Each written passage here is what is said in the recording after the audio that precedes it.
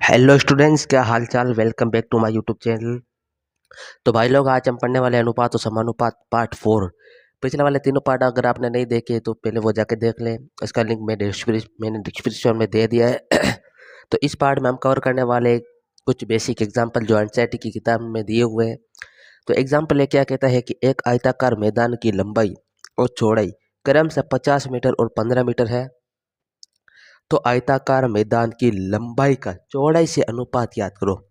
पहले क्या बोला, लंबाई का, फिर बोला चौड़ाई का, यानी कि लंबाई का चौड़ाई से अनुपात याद करना है। तो पहले सिंपली हम लिख लेंगे कि आयताकार मैदान की लंबाई, आयताकार मैदान की लंबाई जो कितनी है, 50 मीटर। ठीक है। और चौड़ाई, आयताकार मैदान की चौड़ाई कितनी है बच्चों, 15 मीटर।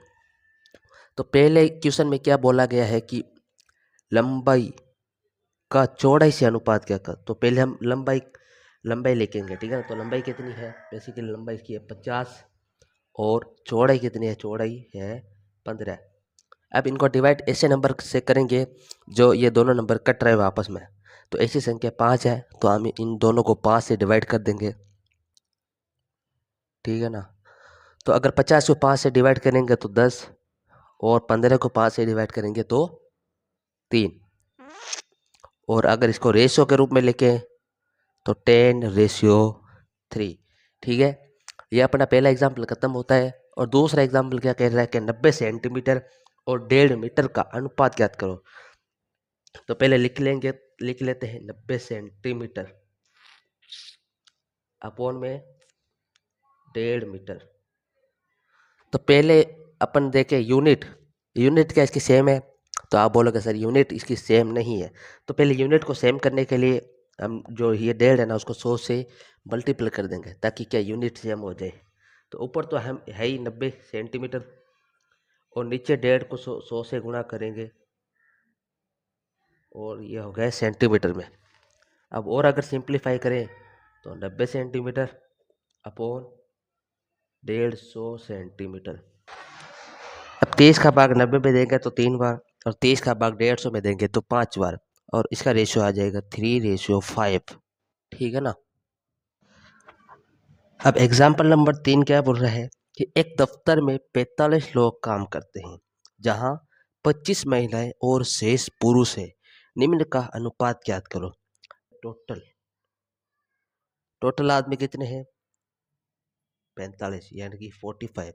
जिनमें से महिलाएं कितने हैं, 25 महिलाएं यानी कि फीमेल कितने हैं, 25। तो और बाकी शेष पुरुष है। तो आप सोचना अगर 45 टोटल है तो उसमें से 25 महिलाएं तो पीछे मेल कितने होंगे, मेल हो गए 45 में से 25 महिलाओं को घटा दो, पीछे रहे शेष 20 यानी कि 20। यानी कि 25 महिलाएं और 20 पुरुष है। अब क्या पूछ रहा है, महिलाओं की संख्या का पुरुषों की संख्या से अनुपात। पहले क्या बोला इसने, महिलाओं की संख्या का, फिर पुरुषों की संख्या से। तो पहले महिला की संख्या लिख लेंगे। पार्ट ए में महिला की संख्या है 25 और डिवाइड कर देंगे पुरुष की संख्या से यानी कि 20 से। डिवाइड कर देंगे इनको 5 से और इसका उत्तर आ जाएगा 5/4। और इसको अगर रेशियो के रूप में लिखे तो 5:4 पहले का। अब दूसरा क्या बोल रहा है, पुरुषों की संख्या का महिलाओं की संख्या से। कुछ नहीं करना, इसका उल्टा ही कर देना। पार्ट बी में क्या कर देना है, इसका उल्टा। 5:4 था, इसका क्या कर दिया, 4:5। ठीक है। ये अपना हो गया एग्जाम्पल नंबर 3। अब एग्जाम्पल नंबर 4 क्या बोल रहा है कि 6:4 के दो तुल्य भिन्न लिखिए।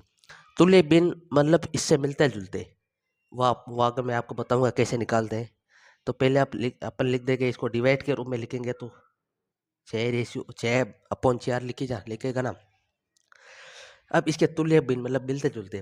तुल्य भिन्न के लिए कुछ नहीं करना, आपको ऊपर नीचे सेम संख्या से मल्टीप्लाई कर, जैसे मैं 2 से मल्टीप्लाई कर देता हूँ ऊपर भी और नीचे भी। तो इसका उत्तर आ जाएगा 6 को 2 से गुना किया तो 12, 4 को 2 से गुना किया तो 8, और इसका 6 और 4 का तुल्य भिन्न क्या है? 8। अब एक और इसे क्या बोला, 2, एक तो हो गया। अब दूसरे में मैं क्या कर देता हूँ, डिवाइड कर देता हूँ 2 से। आप कुछ भी कर सकते हो, आप बाकी संख्या सेम रखी है, ठीक है ना, ऊपर चीज ऊपर नीचे यानी कि अंश और हर में संख्या सेम रखनी है। आप किसी भी चीज़ से कुछ किसी भी संख्या से गुना कर सकते हो या डिवाइड कर सकते हैं।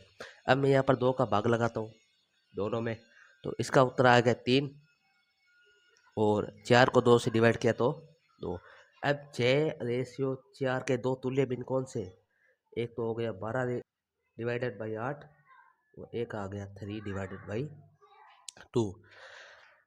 अगर यहाँ तक आपको किसी भी परेशानी का सामना करना पड़े तो मुझे कमेंट कर देना, और यहाँ तक समझ में आया तो लाइक का बटन जरूर से ठोक देना। वीडियो अच्छी लगे तो लाइक दबा देना, और चैनल पर नए हो तो चैनल को सब्सक्राइब कर जरूर कर देना। बाकी का 2-3 एग्जाम्पल और हैं, वो मैं अगली वीडियो में आपको समझा दूंगा, और उससे अगली वीडियो में हम प्रश्नावली शुरू कर देंगे। ठीक है बच्चों, अपना ख्याल रखते रहिए। बाय बाय, जय हिंद, जय भारत।